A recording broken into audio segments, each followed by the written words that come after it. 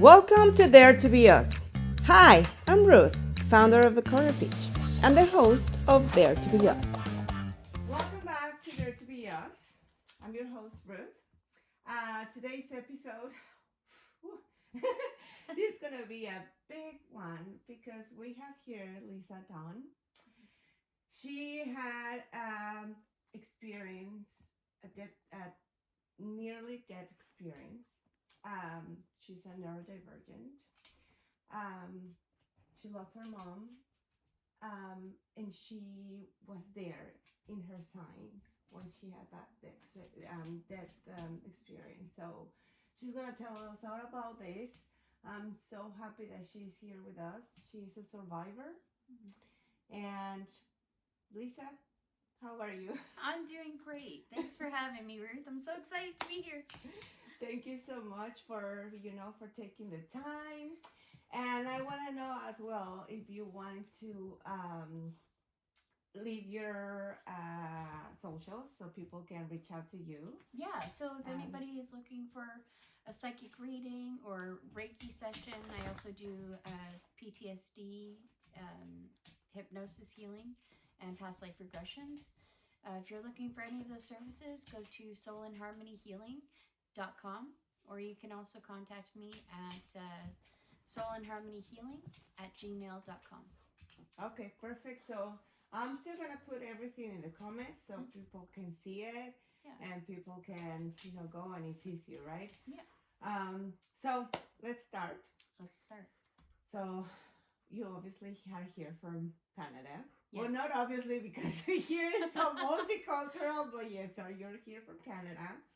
You grew up here, and you were saying about the ADHD that it's not common here to for them to diagnose, especially with girls, right? Why is that? Well, when I was younger in elementary school, like I'd be staring off into space all the time, not listening to the teachers, and just being, in my head, and just, I didn't realize back then it was because, number one, ADHD, but also because I was very sensitive, very empathic. So I was always feeling other people's feelings as well. I didn't understand that. And it took a huge toll on my everyday school life. I failed grade 1, for instance, just not paying attention, and, had a difficult time with it. Routine was very difficult for me with ADHD. And then I also failed grade 7. So you can see how long it followed me, right? Yes, right yes, through. Yes. At which point I needed to get an EPA, Educational Program Assistant, to sit with me throughout my classes to help me focus on the tasks and the assignments that needed to be handed in. Oh, wow. Yeah, because I didn't have the capacity to, pay attention to the teacher and take notes and do all that stuff. So I had received help from an EPA. Well, I wish to have that as well. I remember I had the same situation when I was a little girl. I remember that my mom as well used to take me to get a diagnosis and everything, because I got diagnosed with ADHD in Mexico when I was super young. Yep. And I remember as well struggling because in Mexico, most of the people goes to private schools. Yep. There is different, right? Yep. So government school it's really for really people that really really low income, and they're good schools, but they don't have English. So my mom and was kind of like putting me and put all her efforts to put me in a big school where they teach English. And you have no idea how much I struggled with that. Yep. And I just as well I had to do again 4th grade. Yep. And it was horrible. So I understand where you come from. Yeah, absolutely. It's difficult, right? It's so and difficult. The funny thing is now is that I actually my EPA, the EPA that I had, her name is Diana Fisk, and oddly enough, I am an EPA right now. That's amazing. And so I'm actually working with her now.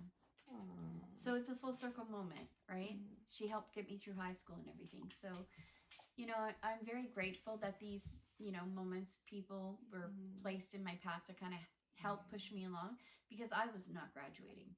I didn't even receive a diagnosis of ADHD until I was 33 years old.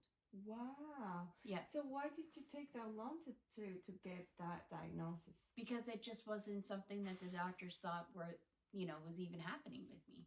They knew that I was struggling, but they just thought it was just me being defiant.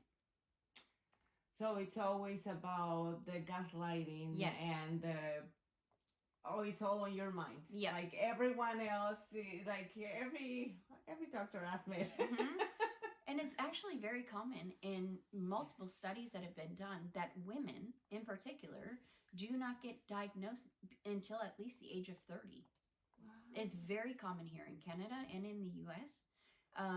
It's something, because women are meant to just be, structured and do your thing and get your stuff done. You know what I mean? So again, it's that society expectations that what woman needs to be done and how it needs to be done, and like that structure. And when you're struggling, it's got to be mental health, right? So, if you're struggling with anything, then you got to go see a psychologist, you got to go see this person, that person, and it takes a long time to get there. Yes. And then you're left in the system, waving around, hoping somebody will see what's going on. And most times they just say, oh, it's clinical, depression or what have you. It's very rare that they'll say, okay, it's ADHD, right? Attention deficit hyper disorder. But what I've come to notice, though, is insensitive people like yourself and me and others that I've been surrounded with, a lot of times what it is we are so overwhelmed because we are so empathic that we are feeling everybody else's feelings. Yeah. I could walk into a room, you could walk into a room and know somebody was just fighting, or look at people across the room and know that they're talking about you because it's just a feeling. Right? So you know this, and you immediately are reacting to that feeling. You are overwhelmed now. Yes. Right? If somebody else is nervous around you, you're going to pick that up, and now you're overwhelmed, and you're getting thoughts that are running through your head that aren't yours because it's somebody else's feelings, what they're going through. Yes. So a lot of times what I think is ADHD is very hypersensitive people, empathic people, psychic people. Yes. It doesn't have to do with, a lot of times, a medical diagnosis of ADHD. If you can separate those two things, is this my energy or is this somebody else's energy? How can it be so misinterpreted? Sorry. Yes, no. Because what you're saying is so important. Yep.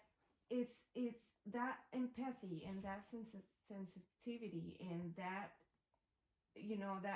that you're able to feel people's feelings and even thoughts. Yep. You know what they're talking about. Oh yes. How can it be that that they're not even seeing that it's not even a diagnosis or something that is wrong in your brain? Yep. It's just simply how you are so connected to spirit. Right. And that's it. I mean, I now developed a process. So when I start feeling overwhelmed with energy, I'll ask, is this my energy, spirit? And I will hear yes or no. And if it's a no, then I say, I send this energy back with love and light.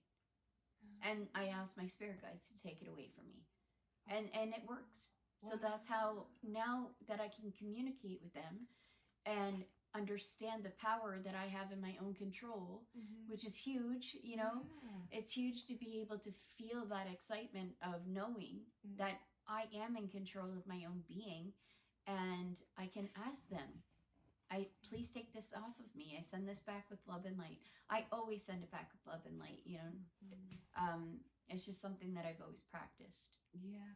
So when you're saying that you were daydreaming, what is it that, what was that internal world that you had, that daydreaming?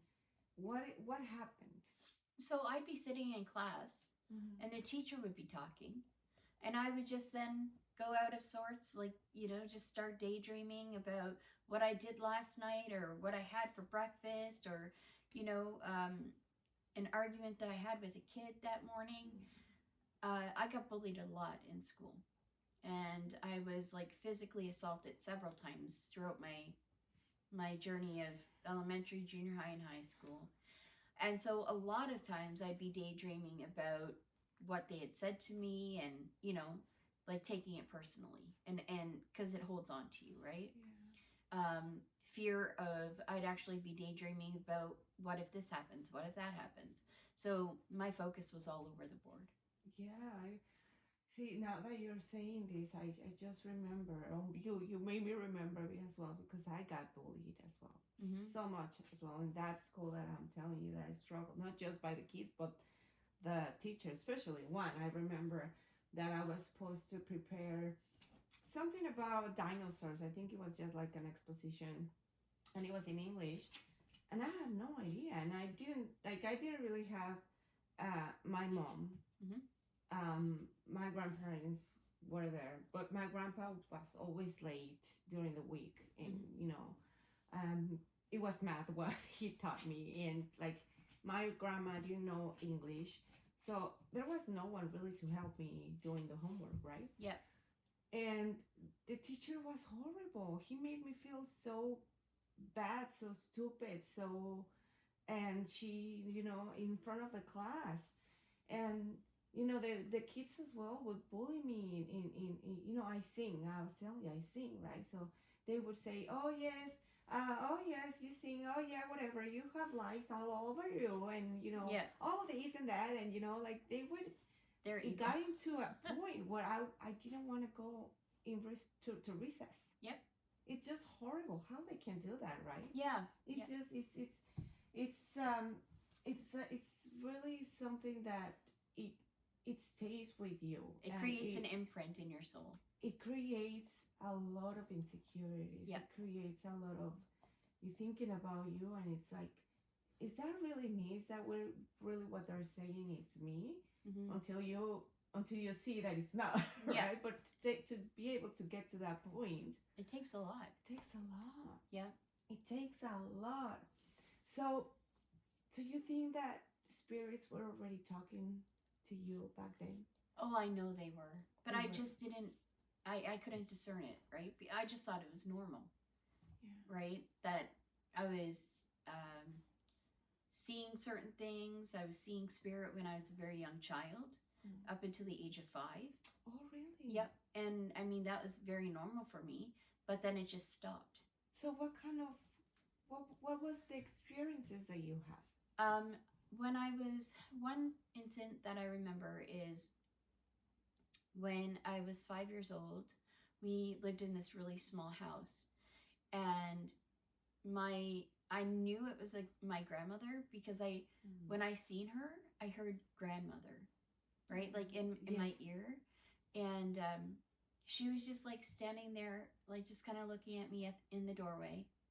And because I had woken up from a bad nightmare, and I looked over, and I wasn't afraid, right? Because I was used to seeing, people here and there, and sometimes, they would be walking in the backyard of the house. Oh, really? Yeah, and I just thought it was normal, right? But then at the age of 5... So you didn't even realize what you were seeing. For you, it was just, everyone can see this. If I can see this, everyone can see it. Right. That's Did you ever ask your mom, hey, where are those people outside? I did, and my mom always just said, it's your angels watching over you, because she was very spiritual, right? Oh. Yeah. So tell me about your mom.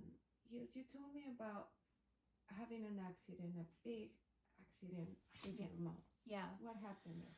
So in 2008, Mom and I were driving on the Cobblewood Road there, and it was a really wet night out. We were driving, and a car just pulled out of a gas station without looking to see if another car was coming, and he T-boned right into where we were sitting. My mom was sitting, and she was a passenger, because she took me out to drive that night to practice for my license exam the next day. How old were you? So that was in 2008. I think I was like 25. Oh, okay. Yeah. And so she was, it was a pretty messed up situation. I was really traumatized by it. The guy just like drove right through, and they had to get the jaws of life to get her out of the car. And so they took her to the Cobequid, and they did a neck x-ray, and they said that she was fine. We could go home. It was just soft tissue damage, whiplash. And then we went home, but that next day I had to bring her back in because she was in such severe pain. They didn't do another x-ray. They just looked at the previous one, said she was fine. We went back to the hospital and to the Cobequid another 9 times throughout the week, and then another 2 times into the QE2. And every time they were like, she's fine, it's just whiplash. So they didn't do any other stuff, like tests? They didn't do like... Not until the 11th time. The 11th time is when she came in paralyzed. So I went in and I said, this is ridiculous. Something's got to be done because my mom is not functional right now. She's like, like she's using the bathroom. How could and they say that she was okay? I don't understand. She had no control over her bladder functions or anything. And I said, something's got to be wrong. You can't tell me that, me and my dad, the last time, we carried her in there. I had her by her legs, and Dad had her by her shoulders because she was paralyzed. And we put her in the bed, and that doctor said, well, I think it's probably a bladder infection. And then me and Dad carried her out of the hospital the same way we brought her in. We brought her back to the house, and I laid with her on the couch just like this, and I held her head all night because like her head was literally laying on her shoulder. Oh my God. And they didn't see that? I can't Well, believe here's that. the thing. They did because that night they did do a CT scan, right? And sorry, how long was that from that x-ray to the CT scan? 2.5 weeks. So she was living through all that pain, right? And it was agonizing. So that night we brought her back to the house. I stayed up with her all night holding her head, and she was crying, and she was like, I got to get back to the hospital. So we called 911 again. They came and picked her up, and I remember clearly the paramedic said, we need to put a collar on your mother. And for some reason, I said, absolutely not. Do not put anything on her until you get to the hospital and see what's going on. And they had me sign a paper waiving to put the collar on. And then we get there. I'm sorry I interrupt you. Why do you feel that necessity? Yep. And again, like I didn't know that was my guides talking to me, or, my spirit team nudging me. If you move her neck in any way, she's gonna die. Oh my God. So, because her head's already on her shoulders. And so we get to the hospital, and then the doctor comes out and says, we need to get Debbie, get back here ASAP. And I come around the curtain and I said, we're here, what did you find?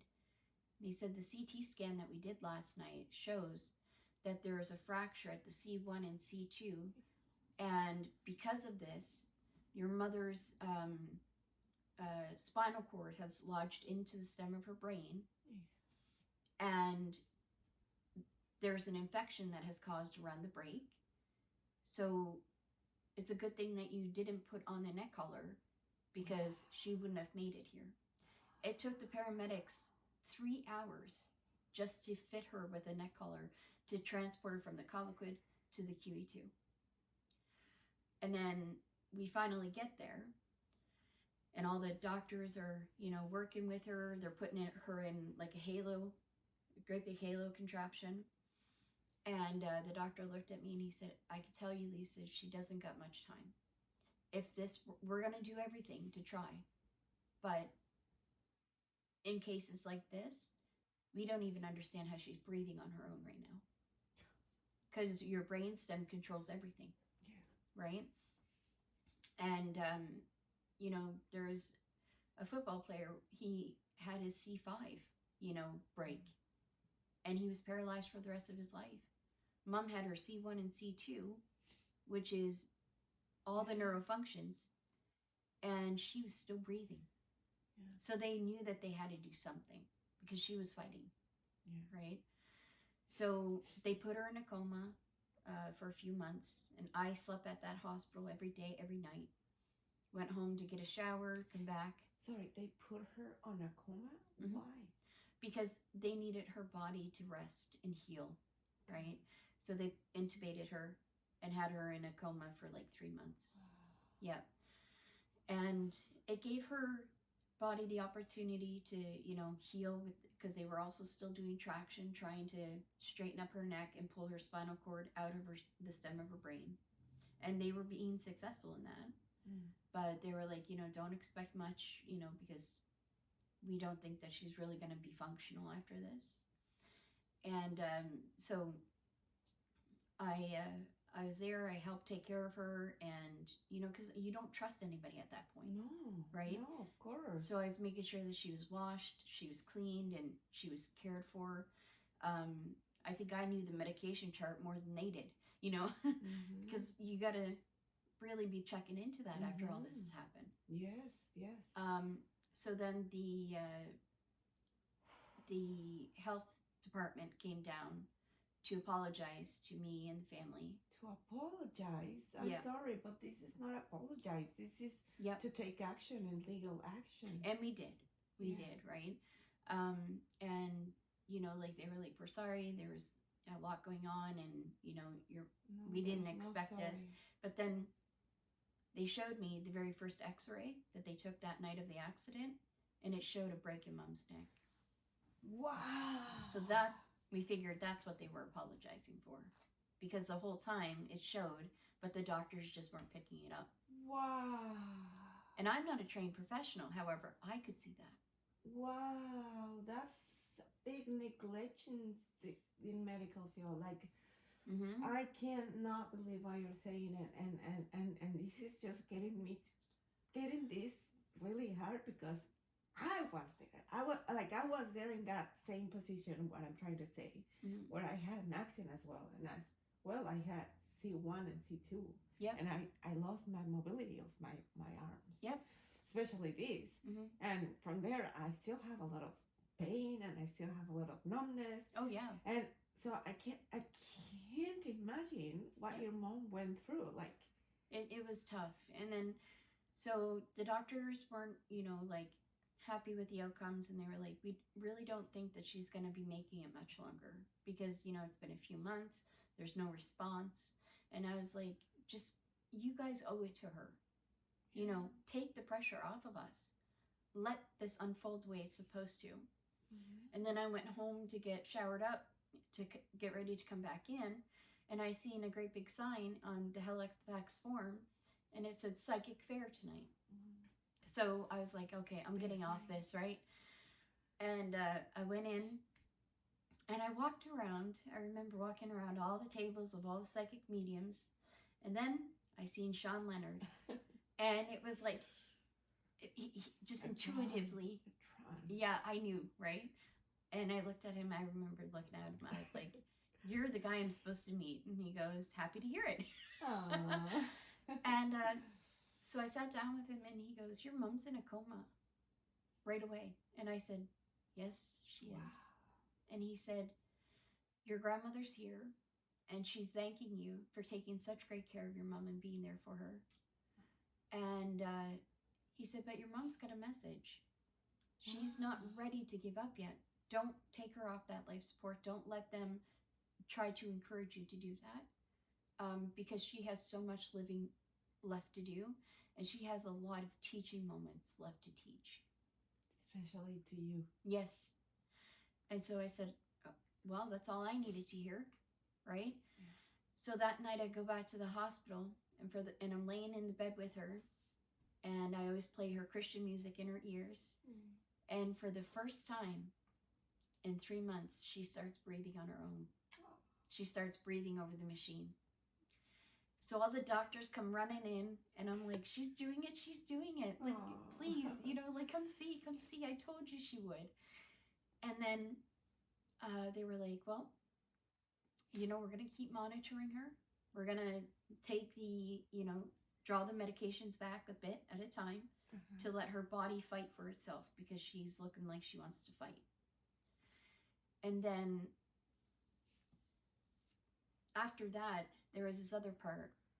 See, they're reminding me of this because this is the big part. Okay. So I always played Christian music in my mom's ears, or country music, right? And there was this song on the #1 hit that come out like 3 weeks prior. So she had already been in the coma, and this song come out. So she's never heard it before. And so the next day, they draw back all the medications and wake her up. Okay. And right away, she starts like asking for a pencil.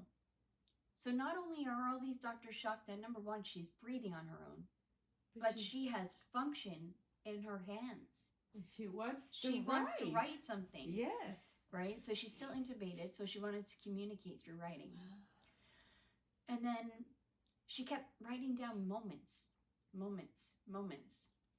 And I was like, I don't know what you mean, Mom, right? Yes. So we're just gonna let you go back to sleep, and we'll talk later on about it, right? And then, a couple days later, they take the breathing tube out, because now she's fully breathing on her own with no assistance at all. Wow. And then she starts to be able to talk. Wow. So that is another huge thing, because that's something that shouldn't have even been possible. Wow. And I said, as soon as she got removed the tube, yep, she wanted to talk. It took her a bit. Fucking uncomfortable, right? It took her a bit, because it hurts really a lot. raspy. Yes. But she was so determined to speak, and by that evening, she was starting to talk, and you could understand what she was saying. And she goes, moments. And I said, what is it about moments, Mom? Why do you keep saying that? And she said, Lisa, this song was playing over and over while I was in the coma. And every time the song came on, she said, I was getting flashbacks. I was in a field, and I was seeing the boys that I adopted, the boys that I fostered, because she was a foster mother.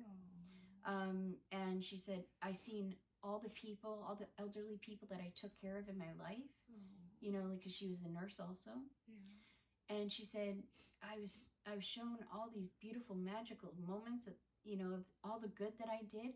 She said, every time that song came on, and it was like, hearing that song was making me come out, every time it was making me come out of the coma, wanting to come out so that I could do more.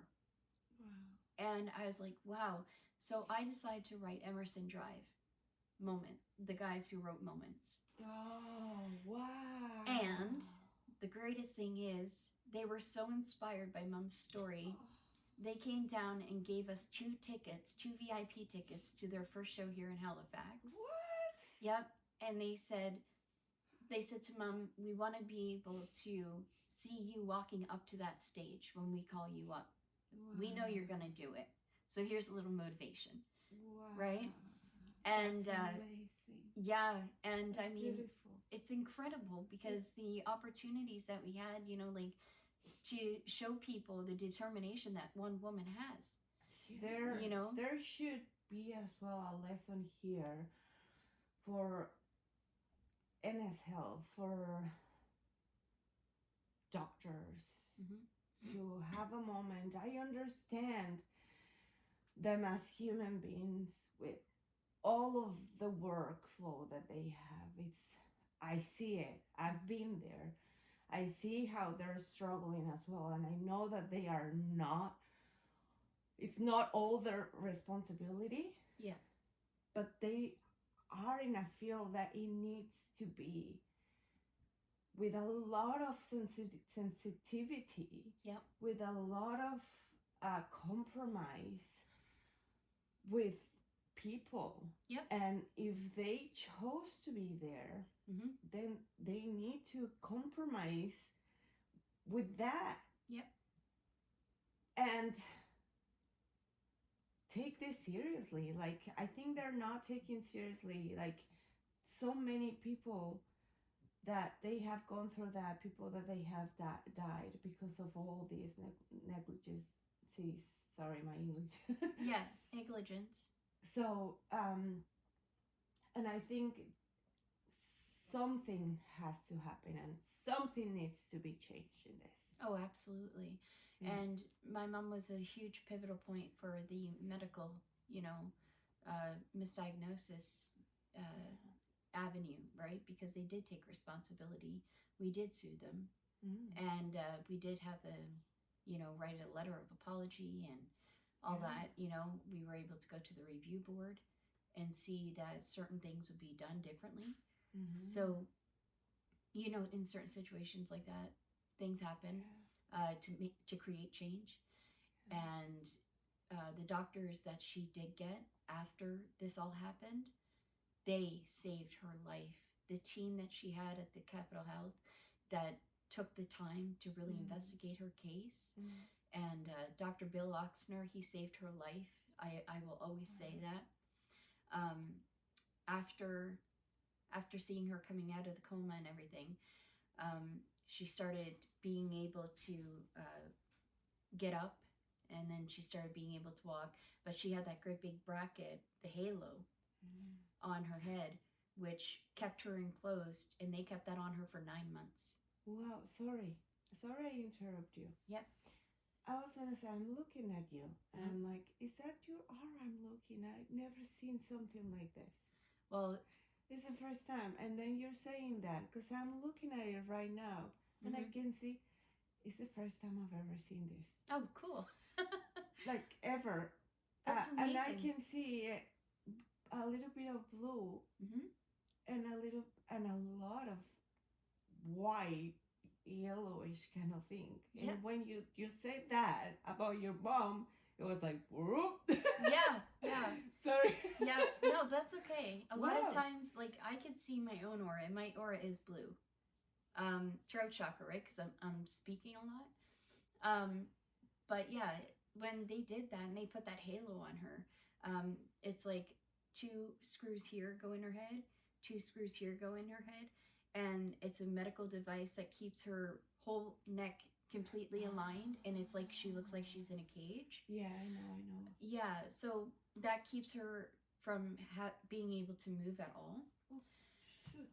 Did I put prison? Oh, yeah. Sorry. No worries. So once we started getting, the understanding of going to rehab and what we had to do there, and I got to learn how to care for her so that I could bring her home and learn how to clean the halo pin sites and everything. Like, it was another 9 months after that. But then the doctors, they were too scared to remove the halo at all, because her C1 and C2 completely disintegrated because of the infection that started there. Wow. Yeah, so they knew that she was never going to survive unless something had medically been implanted. So she went in for an 18-hour surgery, and there was neurologists and everything there, and they worked on her endlessly, and she ended up with 4 steel rods in her neck, from her skull down to her neck, 4 metal plates in her head, and I think they said like 220 screws. What? Bolts and screws, yep. And that was the only way that she'd be able to continue on without wearing this great big massive contraption, right? But was she able to move after, No, she was always like this? Yep, for the rest of her life, yeah. And I mean, like, we got to go see Emerson Drive together, and you better believe it, she was walking up to that stage, and they told her story, and they sang moments to her. And then I'll tell you, there was not a dry eye in that audience. And they brought her up on stage and gave her the drumsticks that they played the song with, and Emerson gave her the guitar. Okay. Wow. Yeah, and we got pictures with them afterwards. And and then after that, Mom and I always wanted to go on a beautiful trip to Toronto. And biggest highlight for me was flying in a helicopter with my mom over the Niagara Falls, and not even like a year and a half prior being told that she was never going to be able to breathe on her own. You know, like these moments. They're so precious because you never at that moment you the uncertainty of never being able to have a special moment with your mom. Yep. And then having I can't even talk. And then having that. Yep. Must have been amazing. It was incredible.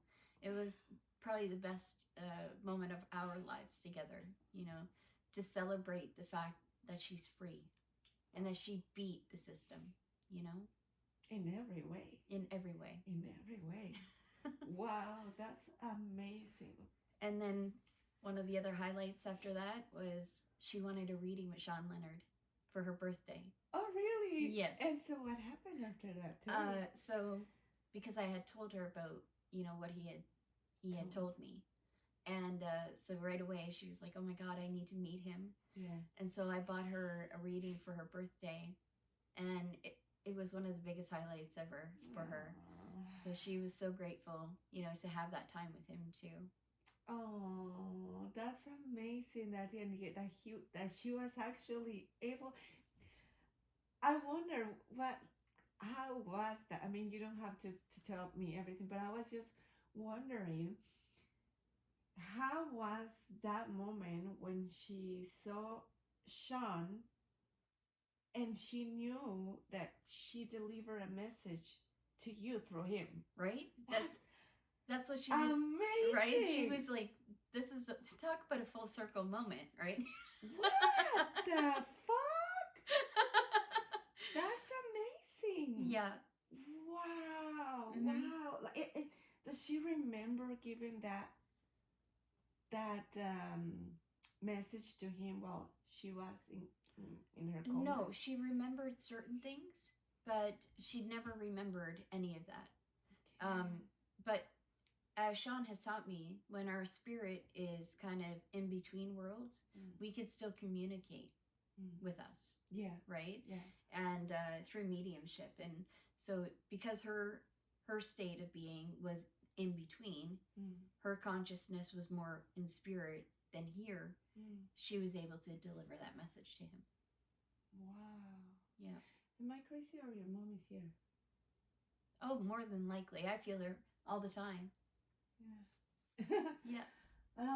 So tell me, you were telling me about your doggies and that relationship that you have with your dogs, and then when your mom passed, tell me what happened with that story. So, I had been sick for quite a few years, for up to 5 years, and I didn't realize it at the time, but it was through bad water that I had been drinking in my apartment that was making me sick. And I was going downhill quite fast. Like, it wasn't as fast because it was through a 5-year period, but again, with the hospital, I was going back and forth for 5 years and nobody could figure out what was going on with me. And so 5 years drinking that water, that it was making you sick. You didn't know that it was the water. And through all these years, that was after your mom's you guys' accident, right? Yeah. So how long after that was? Probably about 10 years after. About 10 years after. Yeah. Okay. So I moved into an apartment, and I wasn't aware of the conditions of the water. I was just drinking it like anybody else would be. Yeah. And it was tap water, like tap from water. Sewers. Yeah. Okay. And then I was getting even worse and worse and worse, and I became only 90 pounds. And nobody was believing me because the doctors were saying that there was nothing wrong with me, that I was fine, because they couldn't figure it out. So I ended up with... Sorry, because just because they can't figure it out doesn't mean that there's nothing wrong. Yep. And so I was labeled as a hypochondriac, always going in sick and whatnot, that it must be mental, right? So Something what did must they be. say to you when they were saying that Yeah. that it was mental? What I really want you to, if that's okay with Yep. you, to say the words of what they were saying, because this needs to stop. Yeah. So I was in there, I was profusely getting sick, and the doctor looked at me, and one of the residing doctors said, so how much weed do you smoke? And I said, I don't smoke weed. And she said, well, you have been in here multiple times. Nothing is wrong with you. I feel like you have a sense of paranoia. And I think that you need to see a psychiatrist. She wouldn't let me leave the hospital. I was held by security and kept overnight for observation. Psychiatrically. Yep, until I could see a psychiatrist. And I was so distraught. My mom got on the phone with me and she said, Lisa, try not to overreact, because that's what they'll say is, like, you're overreacting, so Yeah, you are. so they're adding, and right? you're making them saying, yes, I am right. You are crazy. Yep. You need to be able to be hospitalized because you can harm yourself or someone. Yeah.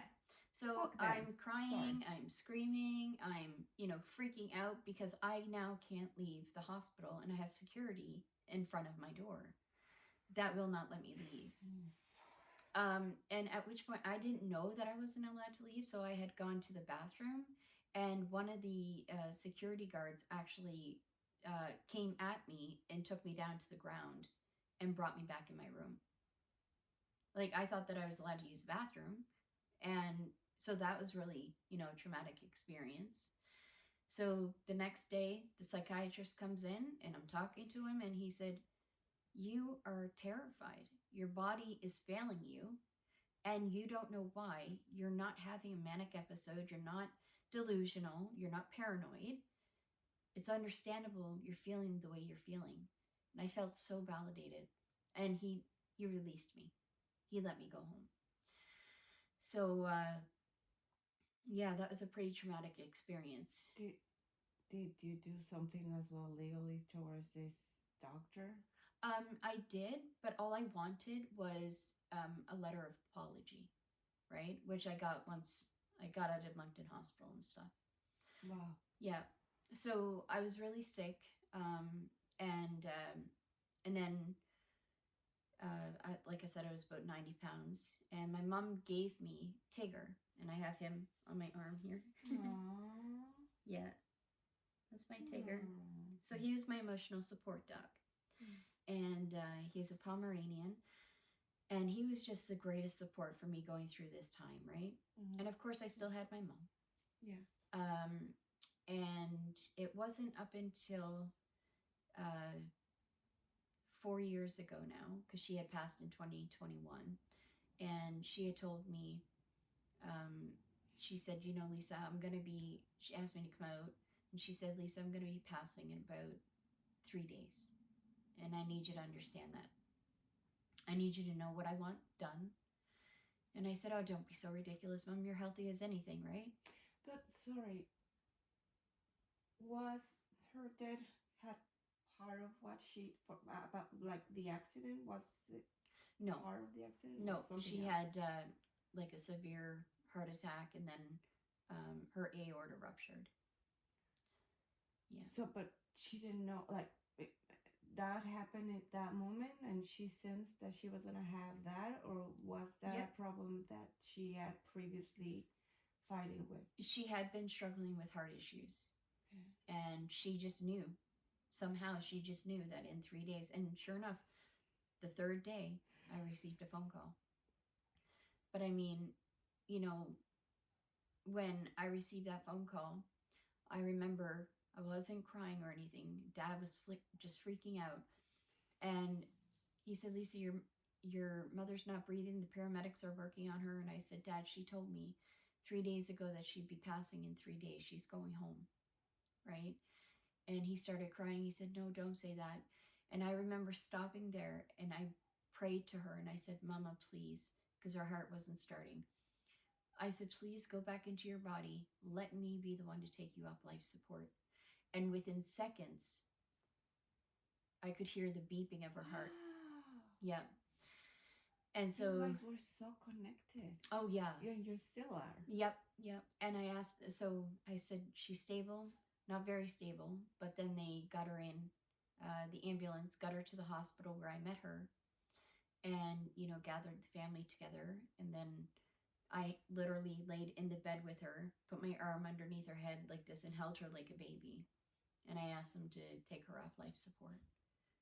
So, and in that moment, even though I knew I was losing the only part of me that I've ever known, as like my everything, my soul, my whole support system was gone because she was the only one that believed me that I was actually sick at the time. And then, so right after that, we get all the arrangements together and we have the celebration of life. And then, just before then, my dog Tigger passes. And it was only 3 months after her.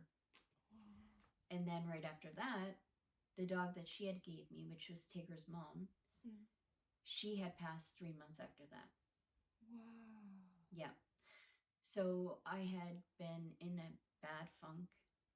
I had lost all hope. Like every part of me was broken. I was still sick. Like all your support system, like you're saying, all the life that you knew, just the people that really truly see you, validate you, and your puppies that as well validate you. Yeah. Even though they can't speak, they still validate you. Yep, absolutely. And nothing else was like, now what? Now who's gonna be here seeing me and looking at me? And yep.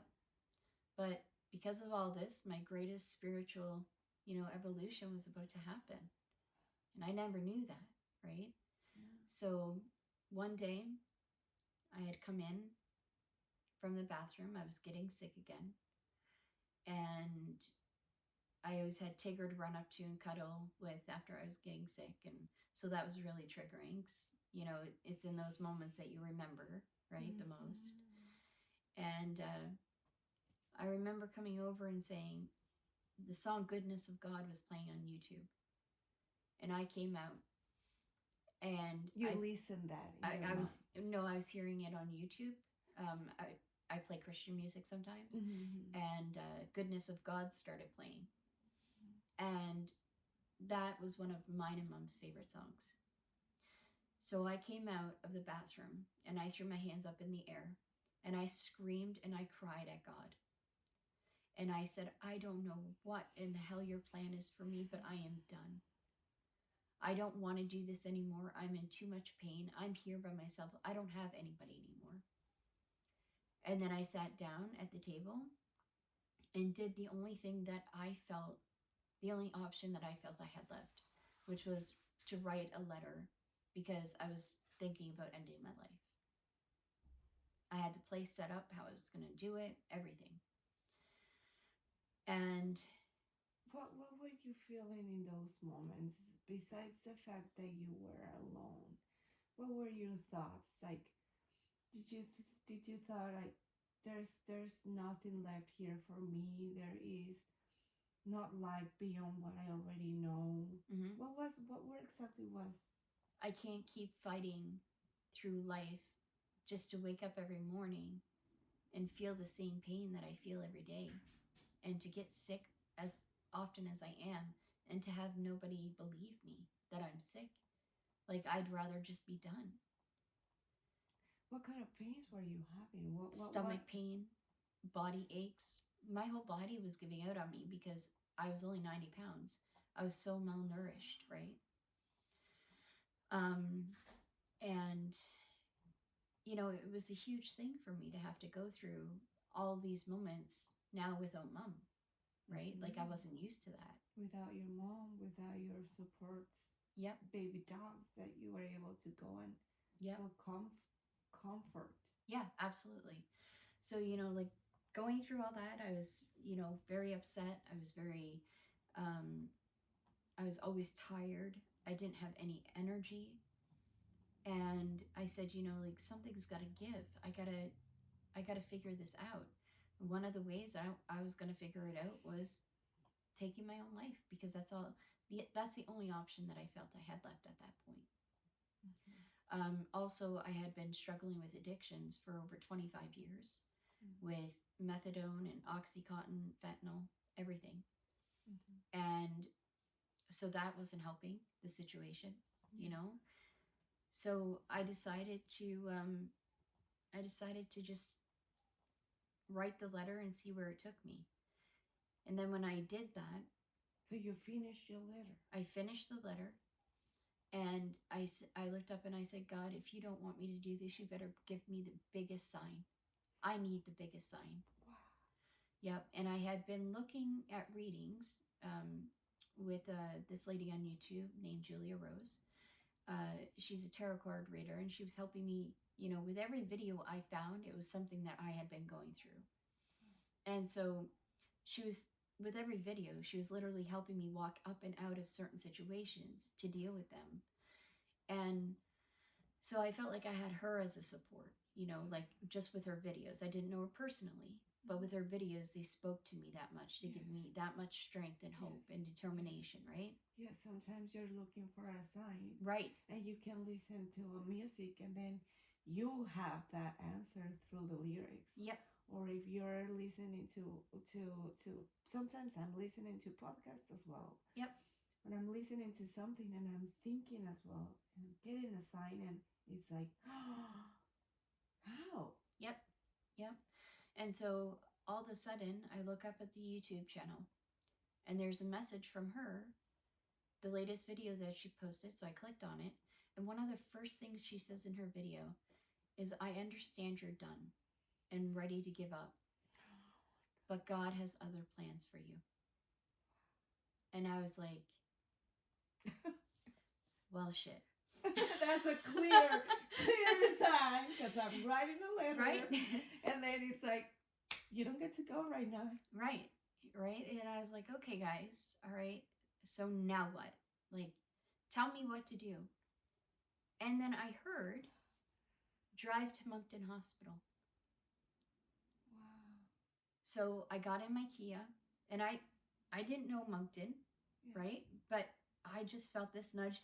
Get out of this province that has access to all your medical records. Because every time I went in, it was on my medical records. Has been here, nothing wrong. Been here, nothing wrong. Now they have stamped on my medical chart, because I used to be in medical administration. So I know there's a little stamp at the top that says mental health patient. So I didn't stand a chance in this system. Wow. Right? Wow. So I figured, I was like, okay, that makes sense to have to go to another province because they don't have access to nothing. So I was so sick and I was so weak, but I drove there, and it was in the middle of the winter, and it was on February 29th, 2024. And that's actually my sobriety date, because I stopped taking all drugs on February 29th, 2024. And I get to this hospital. I don't even know how I got there, because I was so zoned out. But I put in my phone the GPS for Moncton Horizon Hospital. And why did you go? Is that the only? I mean, I don't know Moncton as well. So is that the only hospital, or was it the near one? It's considered the biggest hospital for Moncton, for New Brunswick. Okay. And I just felt drawn to that one, because I searched hospitals there, and I just felt drawn to that one. Okay, that's what I wanted to know. Yeah, so I'm driving, and I'm telling you, I got there, and I was like, I can barely remember that drive. That's how, out of it I was, right? And I was so sick. Sorry, I'm sorry. So you literally, after you wrote the letter, after you listened to Julia, you literally got into your car. Yep. And went to the hospital. Yep. Directly. Wow. Because I could feel that was where they were pulling me. If I heard Moncton Hospital, and then I was like, oh, that makes so much sense because they won't have access to my records, right? So I was like, I got to get out of here. I got to get somewhere that can help me. Yeah. And so I pull up into the emergency, and it's dark. I pulled in to the parking spot. I got out of the car, and all I remember is going face down in the snow, in a snowbank. Yep. So, but did you go right directly in front of the emergency? Yep. I drove right up. Like an ambulance kind of like thing. Yeah. Wow. And I parked the car, I got out, and I tried to make it to the doors, but before I could make it to the doors, I passed out. Wow. Yeah. My face planted right into the snowbank, and that was the last thing that I remembered from that moment. Mm-hmm. It was at that point that I realized I was like starting to see myself like there on the ground, but I was seeing it from like a different angle because I was up here. And then all of a sudden I went into like this black void, but it was so peaceful, and it was like euphoric and loving and caring and kind, and just I felt so held. So like the love was just overabundant. It's a lot of peace. Yes, for the first time in my life, I felt that much peace. Yeah. You know, and then all of a sudden, I seen there was this pinhole at the end of this dark space, and I was like, I gotta get there. I gotta get there. So I just kept like nudging myself to get there, and it's almost like you can't run because, you know, there's nothing to run on. Yeah. So I'm just trying to like go like this and push myself towards it. So then the light's getting bigger and bigger and brighter and brighter. And as I come up to the light, the whole light starts just enveloping me. And I feel even more excited, more euphoric. And it was like the greatest love I'd ever felt, right? And then this hand just reaches out like this. I didn't know whose hand it was, but I just reached for it because it was familiar. You felt it. I felt it. And then all of a sudden I come through and I'm in this beautiful space. And I'm looking around. There's rivers everywhere. There's mountains over here. There's fields and meadows over there. There's big, huge cream color coliseums over here. Like massive, you know, like with huge pillars in front of the buildings and stuff. And I was like, I'm in heaven. Wow. I made it. And then I was like, I get to stay here. Please tell me I get to stay here. This is it. Like, I'm done, right? Like, we're done with this, right? Please tell me. I want to stay here where I feel safe, where I feel loved, validated, feeling good. Yeah.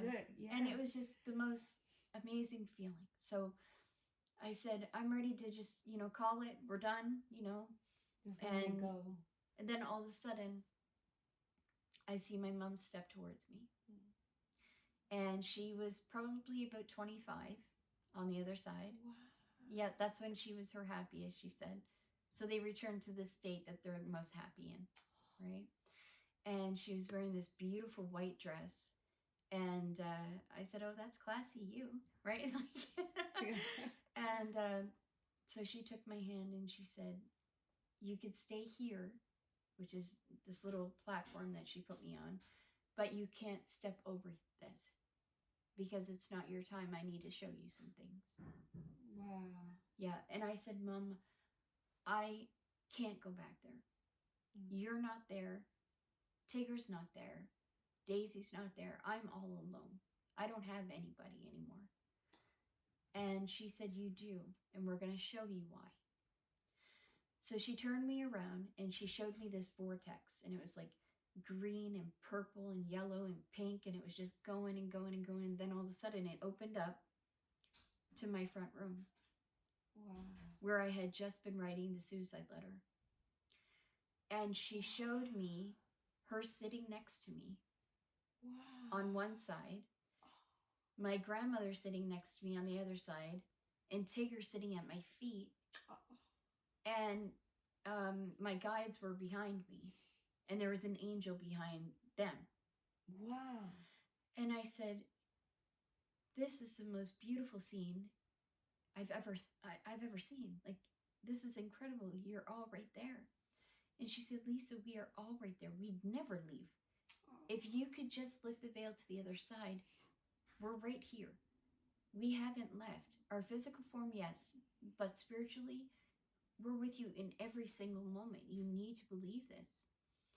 The only reason why you can't see us in these moments is because you're in this matrix, she said, to experience pain, to experience grief, to experience loss.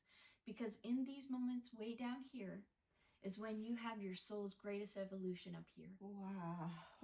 Wow. Wow. Wow. So if you were seeing us, if you were connected to us, you wouldn't experience these things. You know, like certain things need to be catalyzing moments, right? And death, unfortunately, is one of them. Yes. So I was like, well, it's been a wild ride down there without you, right? And she said, and I said, I don't have anybody here. Like, I feel so alone. I don't have any friends. And she said, okay, well, why don't we just show you what's going to be taking place next? If you choose to go the high road and the easy road, which is, or not the high road, but the easy road, which is going back, continuing doing drugs, continuing, you know, not living your life the way you're meant to, the way that you were supposed to, then this is what your life is going to look like. And I was right back in the same moment. It never changed. And then she said, however, and then she pushed me over this way, and another vortex opened up.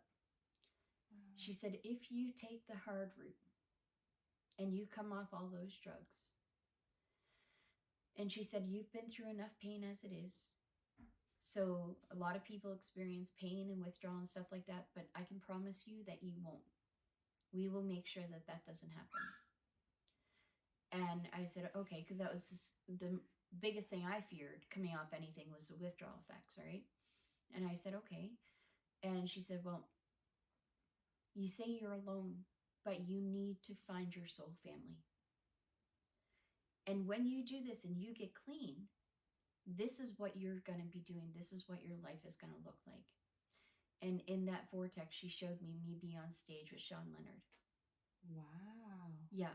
And she showed me doing psychic readings for people, doing Reiki healings for people, me writing my book about all this, and me helping a lot of people. And sure enough, you know, like, and that situation just happened September. I had that opportunity with Shawn Leonard. And it was exactly the same layout. Yet the same layout. He was wearing the exact same outfit. Wow. Yeah, I was wearing the exact same outfit. It's like being in a deja vu. Yeah. And I was like, this is really happening. Like, so I was like, I did it. I got here. I did it. Because if I'm now in the moment that I seen on the other side that was meant for me and made for me, I knew I did it. Yeah. Right? So I told Mom, I said, okay, I'm ready. I'm going to do it. She said, you need to find your soul tribe. And Shawn is going to help you understand why you feel so sensitive to certain things, why you feel so, you know, overburdened with things going through your mind. It's not your thoughts. These are thoughts from people trying to communicate with you. So he is going to teach you how to decipher between the two.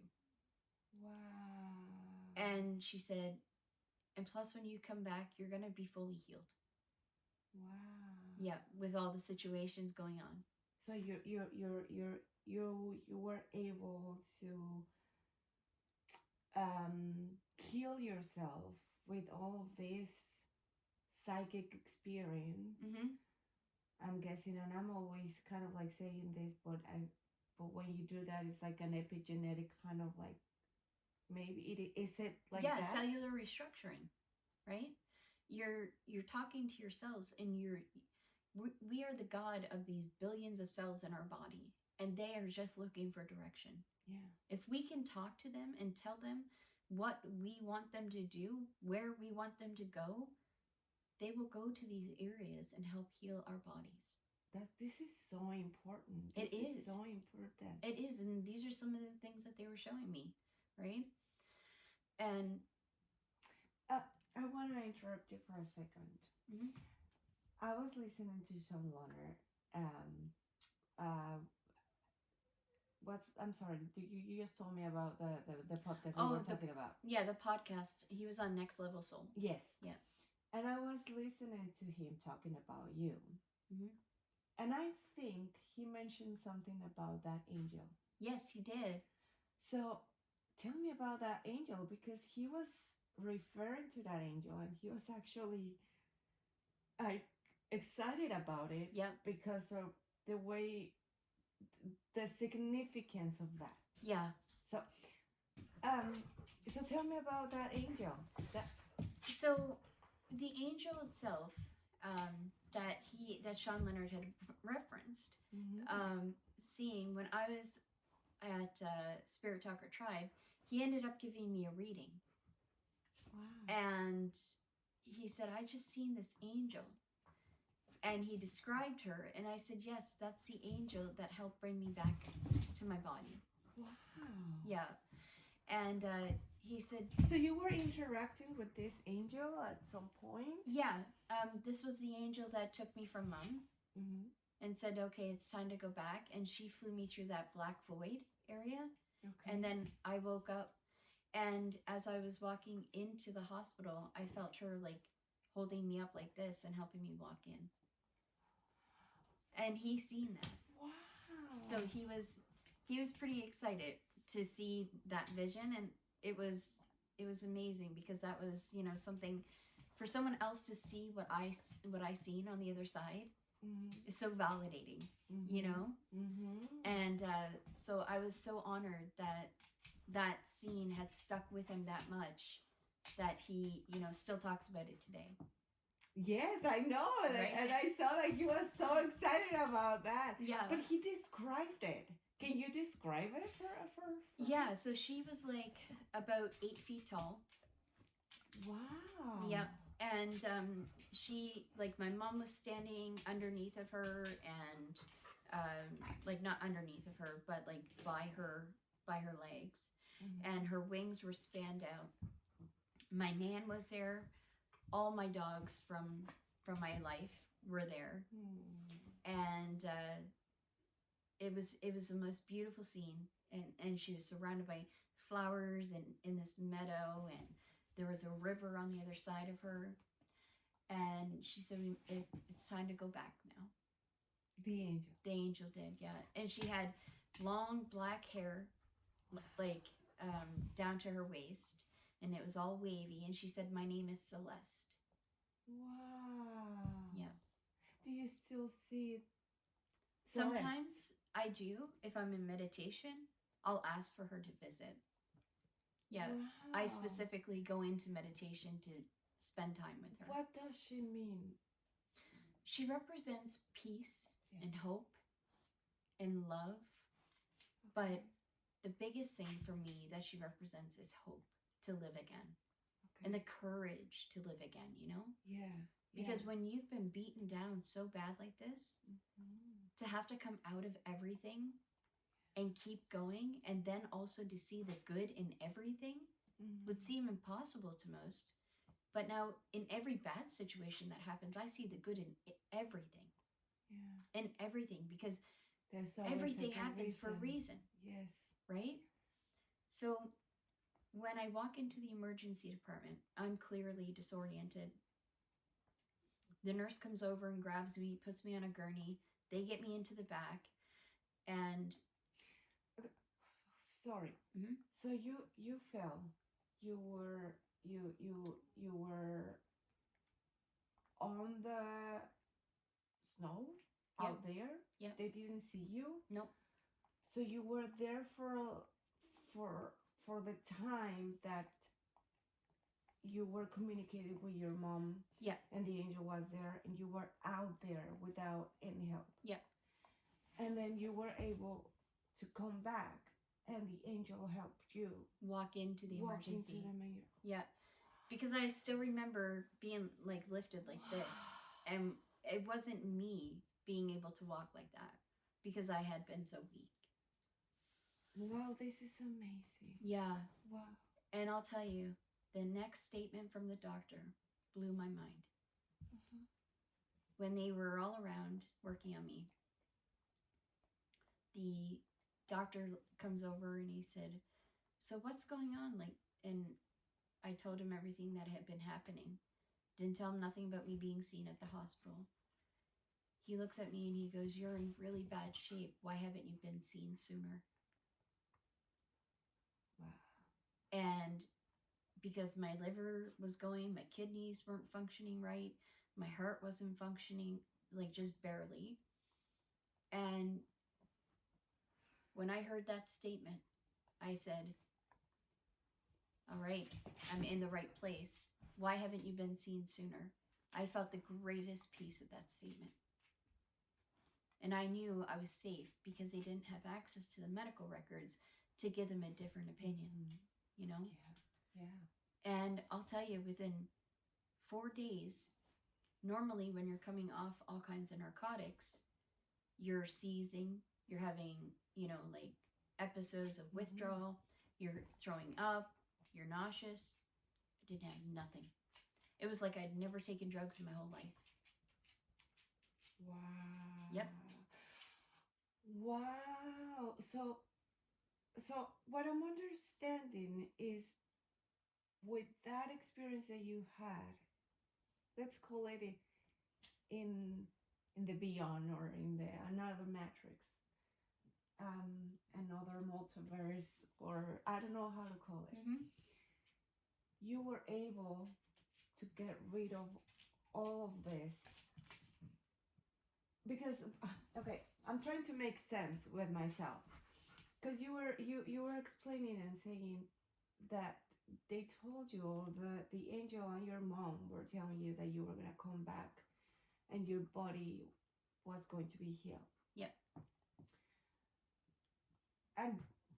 And yet, I'm trying to understand how that worked, okay? When you were there and the doctor was telling you that you were in a really bad shape,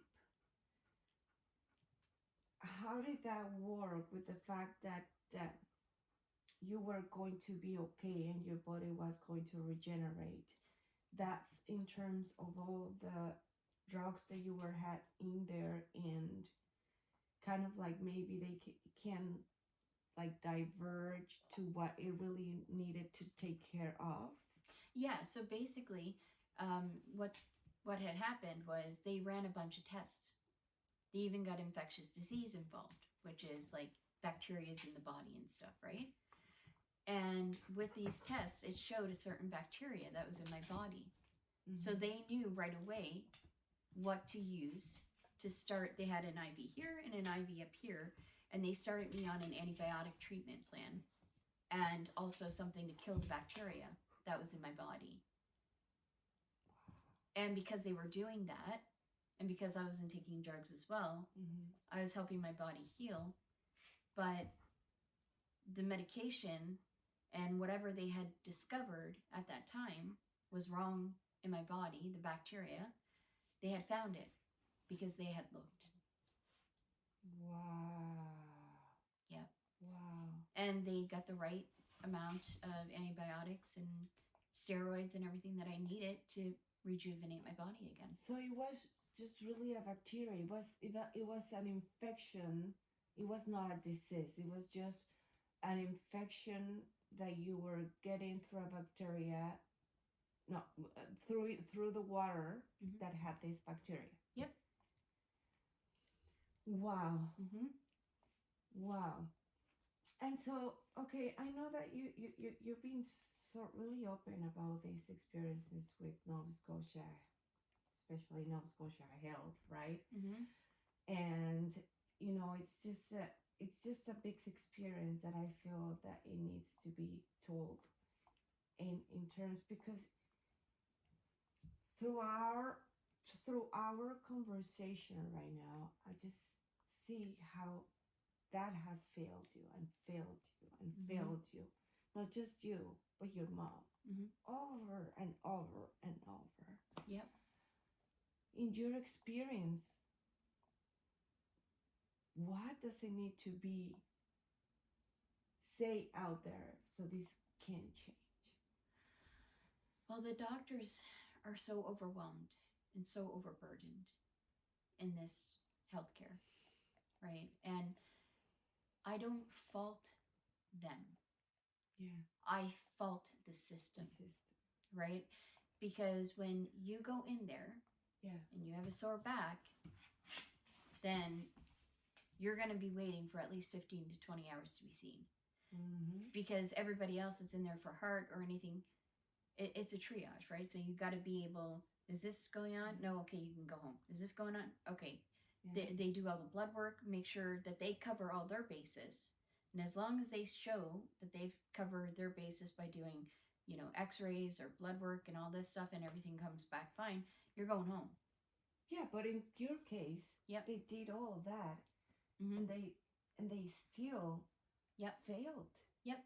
They still failed. Even with that, even with them actually going through the bureaucracy, their steps of what they need to do to actually show if they are, if a person is well or not, they still failed you. Yep. There was there your mom with a fracture. There was there you with a lot of bacteria, and yet the only thing that they were capable of doing was just blaming on your mental health. Yep. Which, that's so disrespectful. That's so not humanist. Like, I don't know how to say this, but it's just not. This is just not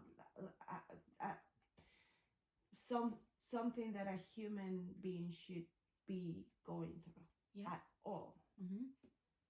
So again, what let's use this platform, this moment, to actually maybe say something. I don't know, how can we make this awareness, to people to go there, because there has to be a compassion for the doctors, like you're saying. Yeah. But doctors needs to have as well compassion for their patients. And they are so overrun. They don't have time to be compassionate anymore. Yeah. Right? It's like it's like a store business. Go in, come out, go in. How fast can we get them out? What needs to happen is Tim Houston needs to understand that we are in the greatest stress point of our medical system that we have ever seen. Yeah. And we need to step it up. More funding needs to be placed. They're building buildings upon buildings upon buildings down at the QE2, and they don't even have the staff to put the people in the buildings that they're building.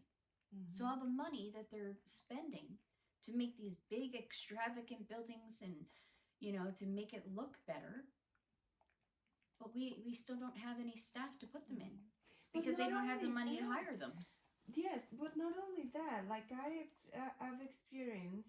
See, for example, I've been in experiences because I've had as well so many things in my life, with my health as well, and I'm guessing with everything that you're saying, I think, and now I see that I had to experience all of this pain, all of these illnesses, all of these mental health issues and things like that. So I am able to understand what you and I were talking right now. Yeah. With that compassion and with that empathy, right? I can actually feel it. Yeah. Because I've been there. But I've seen the difference between, the worlds in terms of medical assistance. In Mexico, is more like privately. You go there and they do everything there. Like if they need to do a CT scan, if they need to do the other one, the MRI. The MRI, if they need to do whatever test, like for example, my daughter was about to die when she was 15 days old. That bad. Wow. Like that, there was a lot of negligence as well. And it was a private hospital, right? And they did so many tests, like tests that I didn't even know that they existed, right? And when I was in California, I had the same situation where, yes, I had to wait a lot of time, but they were able to do MRIs, CT scans, labs, everything that I needed to understand what was going on. They did it. Here, there's no fucking way that you can do an MRI, that if you are at the ER, they don't do shit. Yep. They don't do shit. It's true. With me, when I was going in, they were like, well, we can get you to see a GI specialist, but it'll take 8 months. Wow. So I don't understand why is the system like this. If people, like, if you're in emergency, it's because they should have all of these tests to provide to people. Yep. And especially people like you, that you're coming back often over and over, they obviously won't be able to see anything wrong if they don't do more tests. Yep. How can they say, and how can they be so sure, and how can they, I'm sorry, but how can they sleep knowing that they're able to do more for the people? Yep. With all of this money, with all of these tests, and they do shit. Yep. That's terrible. It's just out of my comprehension, really. It's just, and I'm pretty sure there's a lot of bureaucracy, and I'm pretty sure that there's, oh, you don't understand economy. No, I don't understand it, and I don't really care about understanding all of this. I think that all of that needs to be just get out of this. Yep. Just take all of that and just give what people need. Yep. Like, it's time to start doing that. Yeah, they need to start getting more people, right? They need to start funding more projects to, hire on more staff. Like when my mom had passed, because all the paramedics were stuck in holding at the hospital, and they can't go back out onto the street to be paramedics until they release their patient to a doctor or nurse. All the ambulances were tied up. It took an hour and 15 minutes for an ambulance to get to Mom when she was passing. Wow. Yeah, my dad was doing CPR for an hour and 15 minutes. Because they had to drive from Halifax all the way out to Beaverbank. And mind you, Beaverbank is far, but there should have been ambulances out in Lower Sackville. Yes. You know what I mean? At the Cobequid, they should be dispersed. Yes. But they can't be because they're all tied up, because they can't get their patients offloaded, to get back out onto the street to do what it is they're meant to be doing. That's another thing that system needs to change as well. So our healthcare system is hugely flawed, and it does need to change. And see, for example, I see my ex-husband, he's a dentist. And we migrate here. For him to be able to be a dentist here, there's a lot of bureaucracy that you need to go through as well. Yeah. A lot of tests. I'm sorry, but dentists in Mexico, they're way better than here. Yeah. My apologies, but they're way better prepared. They're better, to actually, if there's something that they need to do in order for them to help the patient before get to a specialist, they're trained for that. They're trained for that. Yeah. And when he tried to get his dental license here, he couldn't. They made it so difficult, and all they care is just more money and more money and more money and more money. And it's like, what is it, right? Like, is it the egg or the chicken? Yeah. Kind of thing. And I'm saying this because they need to change that so they can bring more people, more doctors, foreign doctors. Yeah, new right? skills. New skills. They need to bring. I understand perfectly that they need to see, and they need to make sure that these people are trained. I can understand that. Yep. But there's so many other ways to do it. Yeah. And they need to be able to bring more and to open that so we can have more doctors that they can be at those hospitals that you're mentioning right now. Yep. It's just beyond my understand. I know, and it's extremely frustrating. It's something that's not going to be a quick fix, but it would be nice to see them get on it at some point, and take it seriously. So that situations like this don't happen anymore. Exactly. But like you say again, and I'm not saying, because of what I'm saying, I'm not saying, oh yes, well, this has to be like this, or this needs to be an ongoing situation. But everything happens for a reason, right? Yes. If that wouldn't happen, you wouldn't had your death experience. You wouldn't be able to understand that was your changing life. Yeah, I wouldn't have been able to understand the depth of my contract here. Everything happens for a reason, and yes, I strongly agree. It does. Yes.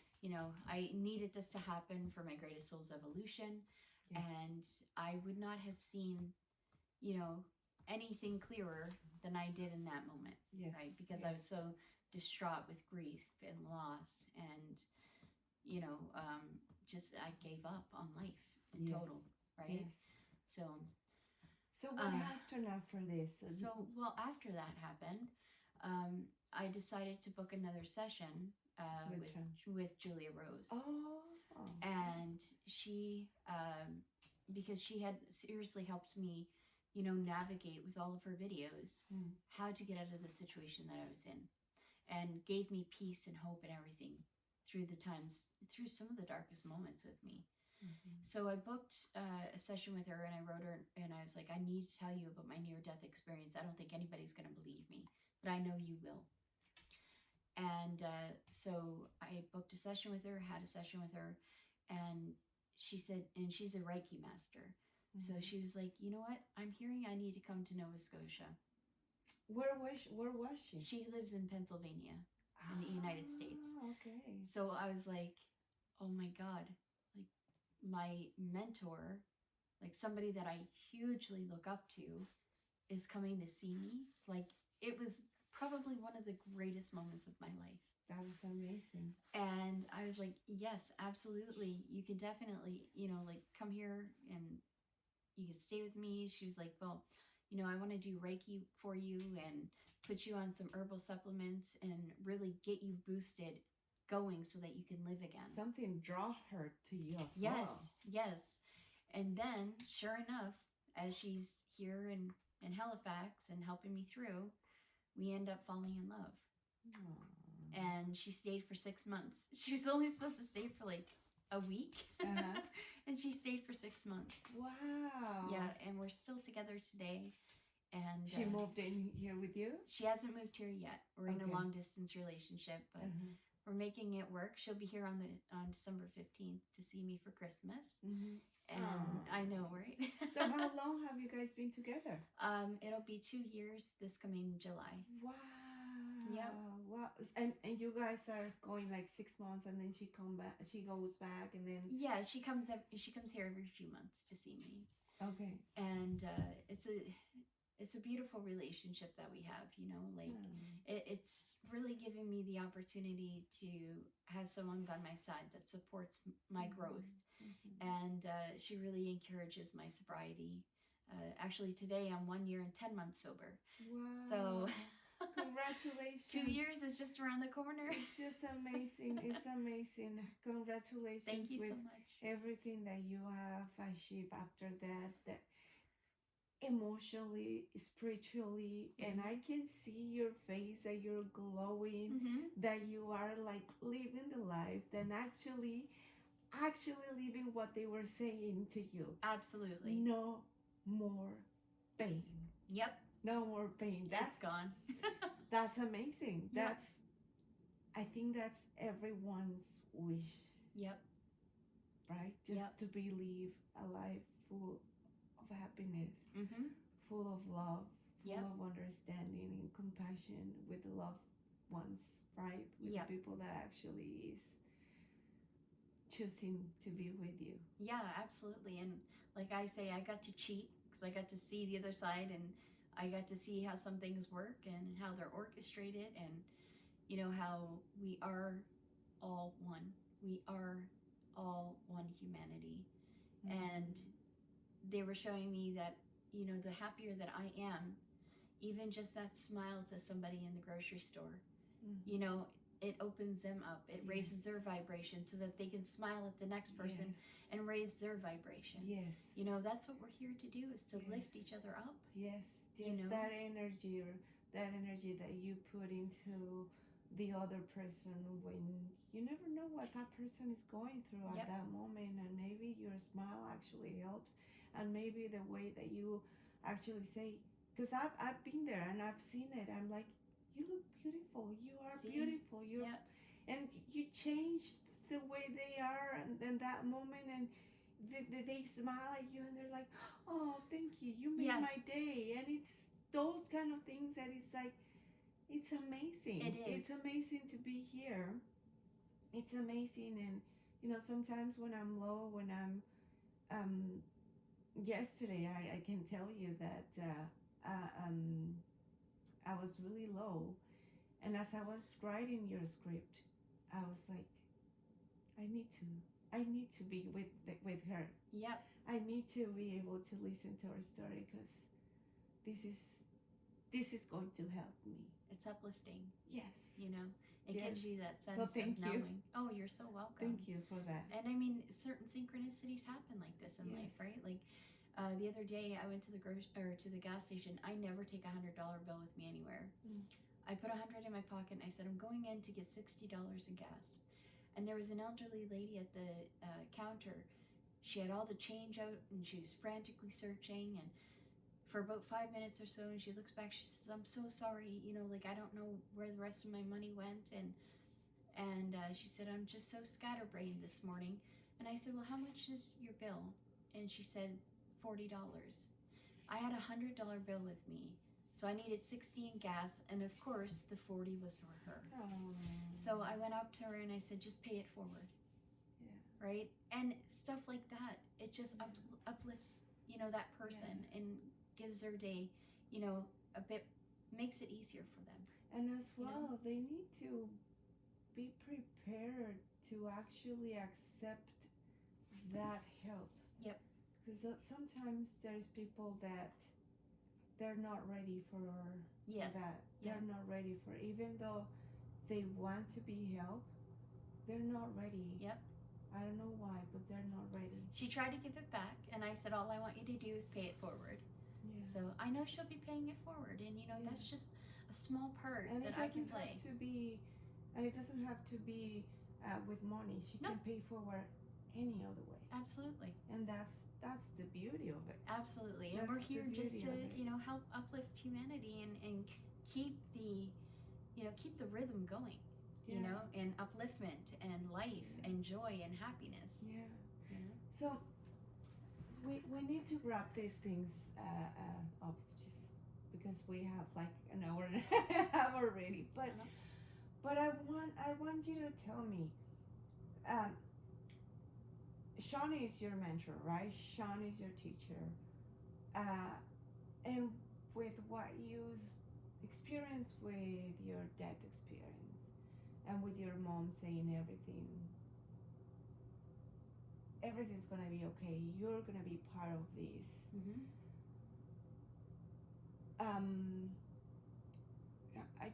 I'm trying to remember the word to say this, but part of the healing process of this earth. Yes, and helping to wake humanity. Yes, yes. So tell me about all of that. What is it that you're doing? How did he help you? You know, what's the experience with his teaching, and especially that day that you saw, and in the end it actually happened. Yeah. So when I was on the other side and my mom showed me Shawn Leonard on stage, at that time I didn't know anything about Spirit Talker Tribe, which is his course that he teaches over a 12-month program. I wasn't familiar with it. So what she was showing me, I kind of looked back at her and I laughed at her and I said, yeah, right, Mom, right? And she said, no, seriously, this is the kind of stuff that you can do if you decide to step up into this work. And he will help you understand it. And she said, you will find something to help you understand it. And so after a while, I had seen an ad come up on my Facebook page, Shawn Leonard's Spirit Talker Tribe course. And it called to me so greatly, and I said, I'm signing up for it because I know this is probably what she was referencing to help me. And sure enough, in these courses, it talks about, signs and synchronicities of your loved ones, teaching you how to meditate, which is what I really needed, to try to calm my mind and my body and my spirit so that I could hear spirit more clearly. And all these things that I got to learn from him, about psychometry and clairvoyance and the different terms. He brought a greater understanding of what I needed to know in order to step up into this role. And then I had the opportunity to, really take the reins and start practicing some of the skills that I was learning from him. And my first reading that I ever did was with Simone in January of last year. So I've only been doing this not even a year yet. Wow. Yeah. So I gave her a reading and it was right on and very accurate. And then I just started going with more practice groups, and next thing you know, I was reading everybody in the room and I was like, wow, I really can do this. And then I just started stepping up into my gifts even more and decided to start a business doing it. And then that's when Shawn Leonard called me in September this year. Yeah. Wow, it was recently. Yeah, and he said, amazing. So would you like to be on stage to do readings with me at Spirit Talker Tribe Weekend? And I was like, I would be honored. At first, I was like, oh my God, I'm going to get sick. Shawn Leonard's calling me. Yes. But then because you see your mentor, right? Like here is like, oh, am I going to be able to get to that point, right? Like, am I prepared? Right. Yes. And then I walk in with Julia, and she did readings as well with us. And I walk up to the stage, and I was like, oh my God, Julia, this is the exact vision that I seen when I was on the other side. So at that moment, I knew that I had did everything right because I needed to get to this very moment. And it was so heartwarming. And I asked for Mom for a sign to give me that she seen me on stage, that I did get to that moment that I was shown. When I just went to a retreat last month in Cape Breton, I met with another psychic medium who was doing group readings. And she came over to me, she said, your mother wants me to talk to you about a mouse in the hood of a car. And I said, oh my God, I delivered that very message at Spirit Talker Tribe Weekend to a person that I read there. What? Yeah. So that was her validating to me. Okay. You were there. Wow. Goosebumps. Wow. Oh my God. This is amazing. And these are the things that have been happening in my life since I decided to go on this spiritual journey. Wow. So after all of this experience and after all of this realization that you are having in your life, what do you see yourself doing? What is the purpose? How are you going to do this? And I'm guessing Shawn has seen something in you that it's beyond understanding, and that he can see how important you are. I hope he sees it that way. Just like I feel like he's just as important, right, in the equation of this. It's another soul that it's leading to the other souls. Yes. To be able to make a big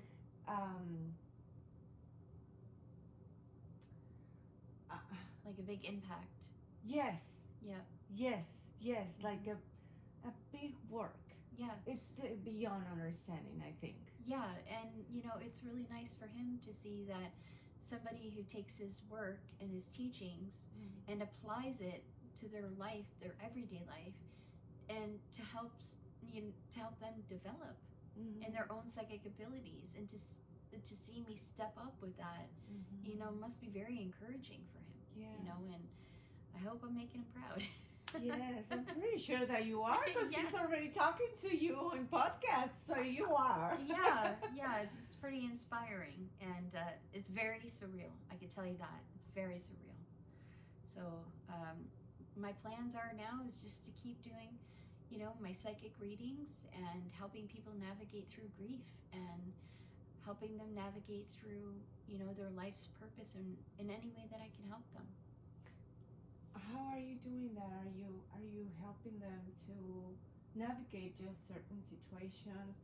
Are you helping them to get to know them more of their purpose in this life and make peace with what they already have gone through and all Exactly. the pain that they have gone, and it's use it for something. Yeah. Use it for a purpose, because there's a purpose. Absolutely. So trying to, dive in to see what their guides are trying to get them to see that they're not seeing clearly yet. Yeah. A lot of times that happens. Yeah. But also getting them to understand that you can move through this grief, because a lot of people I work with are stuck in grief, right? And they're heartbroken because they just lost loved ones. So to give them messages, this is what, your loved one is showing me your flat tire yesterday. Yeah. And they're like, oh my God, I did have flat tire yesterday. Because they're trying to show you that they're right there with you in that moment. You haven't lost them. Yeah. Physically you have. Yeah. Because you need to grow in another area of your life. But spiritually, they're always right there. Yeah. So to give them that validation and to give them closure, sometimes they need closure. These are some of the things that I can help people move through. Yeah.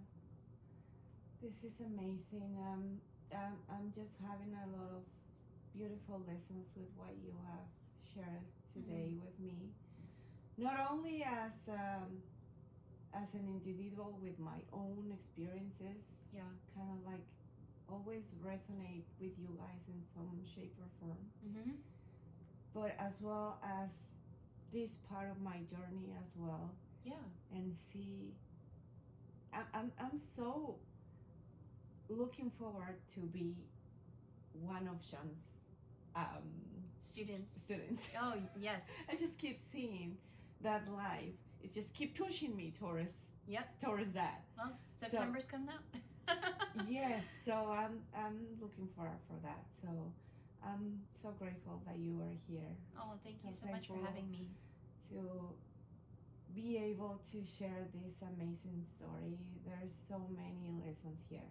So many lessons here to learn from you, from the divine. So many beautiful lessons from the divine, and for NSL as well. Yes. Please. Yeah. Just, and I'm saying this just as an experience, because I've had as well experiences as well here, and it needs it needs to change. It does. As with a lot of love. It's nothing to attack. It's just an awareness with love. Yep. Because we deserve having a better health system. Yep, absolutely. So, thank you so much. Thank you. This is a place where we can express ourselves with safe, without judgment.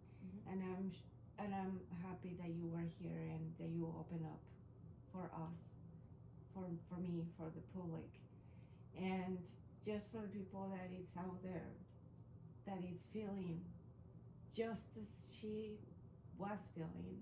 Remember that there's always a reason, that there is much more in your life. You are not something to be fixed. You are not something to be not taken care of. You need to be able to be seen and validated. So just, I call it perfectly imperfect. Exactly, and that's exactly what we all say here. Yep. So dare to be you, dare to be us, dare to be imperfectly imperfect. Absolutely. So thank you so much. You're so welcome. I see you guys next episode. Bye.